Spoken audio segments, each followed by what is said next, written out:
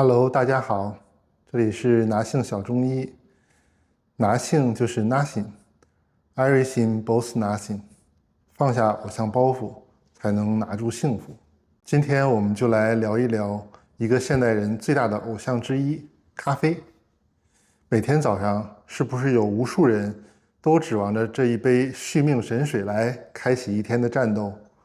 我们依赖它，赞美它，甚至为它写诗。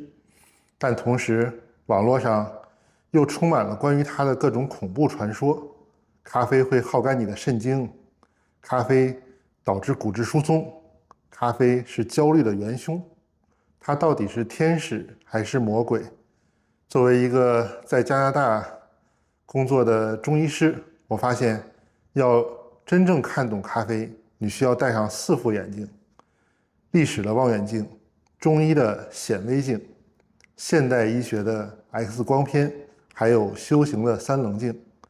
今天我就带大家开启一个时空侦探模式，穿越千年，跨越东西，把这颗小小的豆子彻底扒个底儿朝天。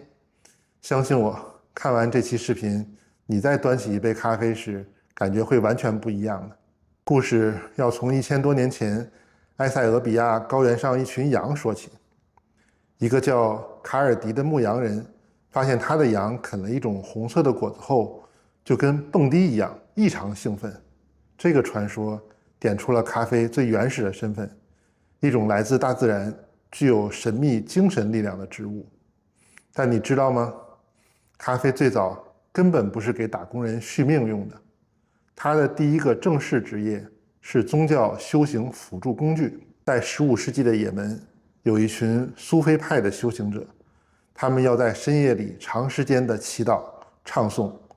为了保持清醒和专注，他们开始饮用一种叫做考发沃的植物饮料，这就是咖啡。在那个时候，咖啡的角色是帮助人向内收敛，连接神性，它神圣而且内敛。然而历史的巨轮一转，咖啡的命运彻底改变。它通过奥斯曼帝国传到欧洲，奇迹发生了。欧洲第一批咖啡馆在威尼斯、在伦敦开张，他们不叫咖啡，而是被誉为一便士大学。你只要花一杯咖啡的钱，就能听到最新的思想、最激烈的辩论、启蒙运动的火花、工业革命的蓝图，很多都是在咖啡馆的香气里诞生的。这个时候，咖啡的身份从修行工具180度大转弯，变成了社会发展燃料。它的能量从向内收敛变成了向外迸发，用来驱动思考、驱动生产力、驱动现代社会的快节奏。你看，从神坛到人间，从修道院到一便士大学，咖啡的这段旅程本身就揭示了它能量的本质，一种强大的可以被引导的力量。理解了这一点，我们才能开始讨论它进入我们身体后到底发生了什么。好，说到这里，我知道一定会有人说，你别忽悠了，咖啡是西方来的，你们中医老祖宗的《本草纲目》里又没写，你怎么可能会懂？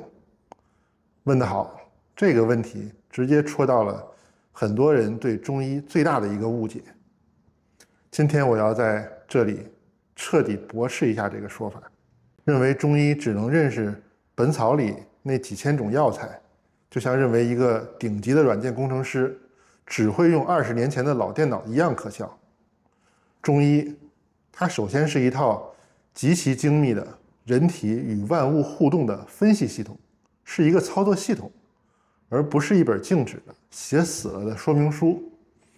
这套系统的核心叫辩证论治，它有自己的分析工具，比如四气五味、升降浮沉、归经。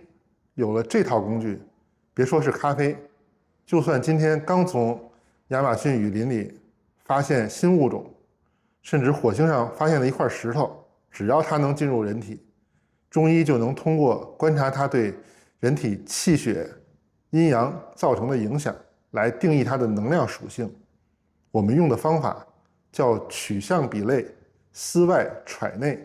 所以当中医遇到咖啡，我们不会去翻古书找咖啡这2个字儿，我们会问喝下去之后身体发生了什么？它让你心跳加速，精神振奋，这是不是一种温阳、兴奋心神的作用？它味道苦涩，能让你想上厕所，这是不是苦能燥湿、泻降的功效？通过这种方式，中医就能给咖啡这个新来的同事做一份完整的中医档案，这才是中医真正的智慧。它是一个开放的、不断发展的、活的系统。好了，破除了这个迷思，我们现在就正式给咖啡把个脉。它的性是什么呢？很多人会说苦吧，应该是寒性的吧？错了，咖啡豆是经过烘焙的，中医叫泡制，这一炒，它药性就变成了温和热。烘焙的越深，热性越重。那它的味呢？我觉得它有4种味道：苦、甘、辛、涩。苦能燥湿，能通便；辛能行气，能提神；甘能补益，涩能收敛。你看，它一身都是本事。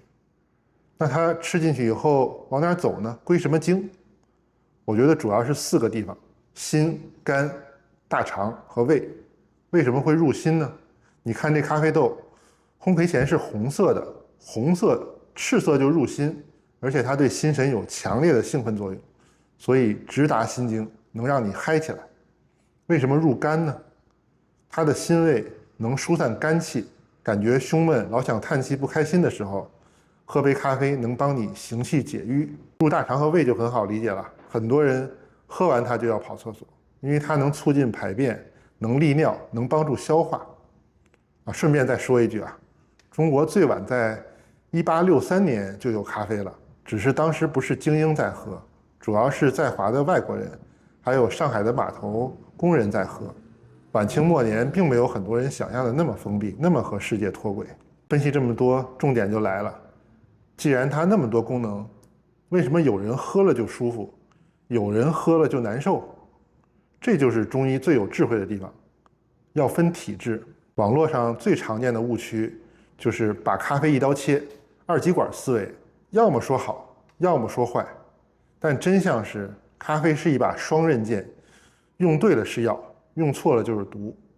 为什么有的人喝咖啡会心慌、会失眠、会焦虑呢？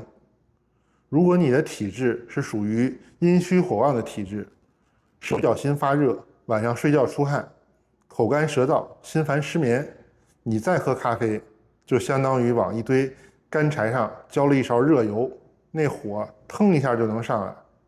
你心神本来就是属于阴血不足而飘摇不定的，咖啡再一刺激，直接就能给你干到彻夜难眠。那为什么有的人喝咖啡会胃不舒服，甚至拉肚子呢？这就要说到我称之为现代调制悖论的现象。一杯纯粹的温热的黑咖啡，它的能量应该是温阳行气燥湿的，对于体内湿气重、感觉昏昏沉沉的人来说，它是除湿机。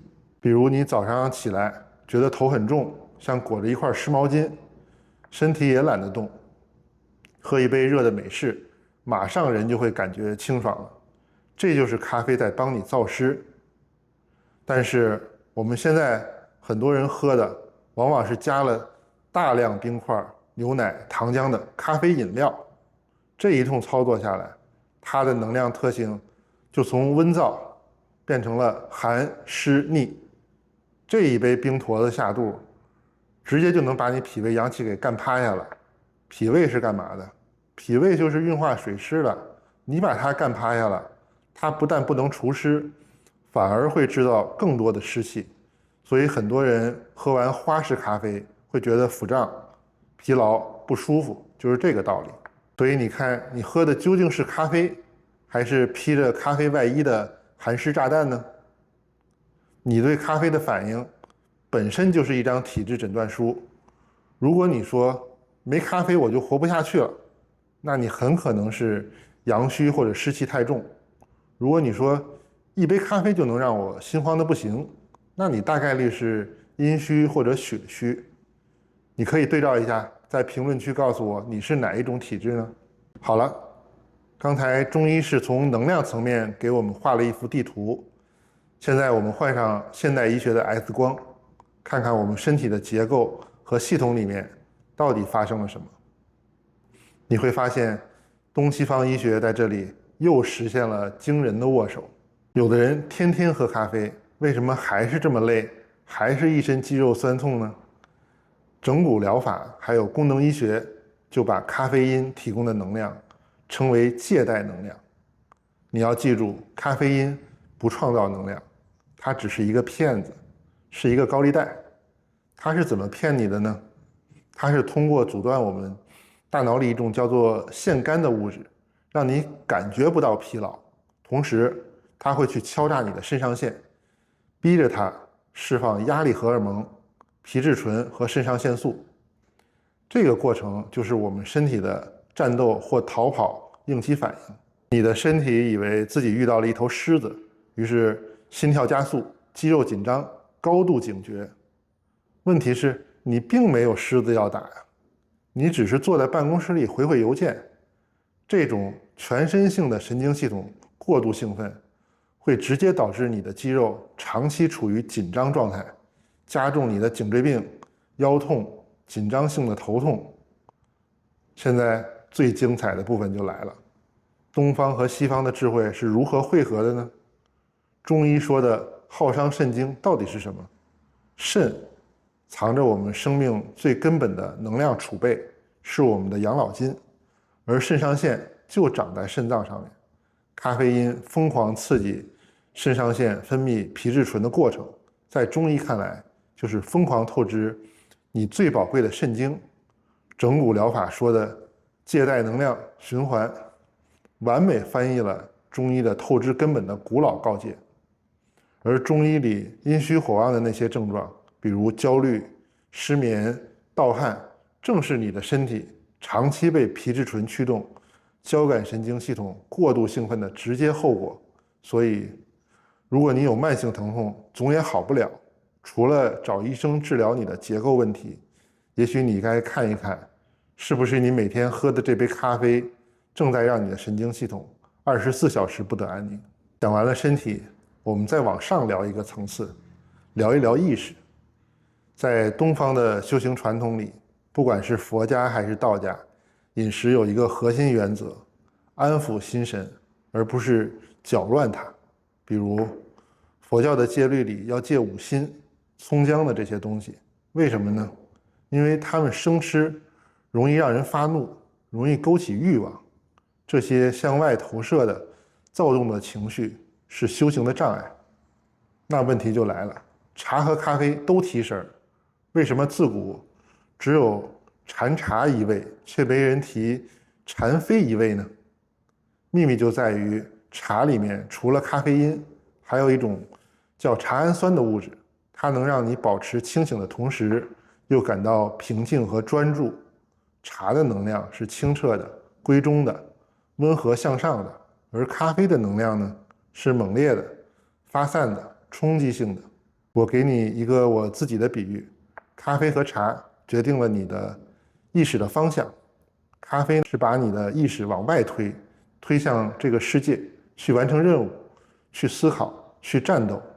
而茶是把你的意识向内拉，拉回到你的内在，去观察，去觉知，去宁静。所以对于一个修行者来说，咖啡的能量和静心内观这个核心目标是有一点拧巴的。当然，这不是说修行人绝对不能喝咖啡，只是你要驾驭咖啡这匹烈马，需要极高的正念和觉察力，否则很容易被它带着跑偏。这更像是一个毕业考试，而不是入门练习。好了，今天我们跟着这颗小豆子，完成了一次穿越时空的旅行，从苏菲派修士手中的精神工具，到工业革命的生产力燃料，从中医眼里温热良药，到现代医学视角下的能量高利贷。所以咖啡到底是好是坏，这就是拿性哲学想告诉我们的。Everything both nothing， 它本身既不是天使，也不是魔鬼，它是什么，完全取决于你是谁，以及你如何与它互动。关键就在于从无意识的依赖转向有意识的连接。最后送给大家我自己的咖啡正念之道：先要知己，搞清楚自己的体质，你是那堆干柴阴虚体质，还是那块湿木头痰湿体质。第二，择善，尽量选择纯粹的咖啡，警惕那些含湿炸弹。三是顺时，早上喝，饭后喝，别空腹，别下午喝。然后是聆听，喝完以后要感受一下身体的反馈，你是变专注了还是焦虑了？肌肉是放松了还是更紧张了？然后要正义，问一问自己，我为什么要喝这杯咖啡？如果我只是为了掩盖深度疲劳，那你真正需要的不是咖啡，而是休息。别再向你的肾上腺借高利贷了。当你不再把咖啡当成一个离不开的偶像，你才能真正的享受它，利用它，而不是被它奴役。这就是我想分享的关于咖啡的智慧。好了，这期视频就到这里。如果你觉得有收获，请一定点赞、订阅，加上转发，在下面留言告诉我，你和咖啡之间有着怎样的故事。我们下期再见。